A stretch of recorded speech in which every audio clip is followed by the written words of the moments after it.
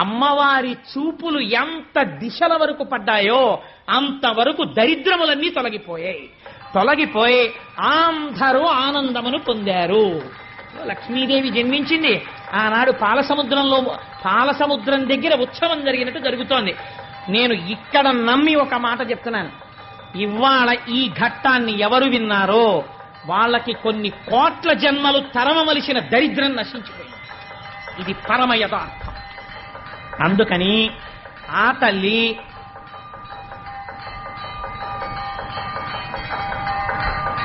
ఒక్కసారి మీ అందరూ కూడా మానసికంగా అదిగో అక్కడ ఆ నీరాజనాన్ని తీసుకోండి, ఒక్కసారి అది కళ్ళకద్దుకుని నమస్కారం చేసుకోండి.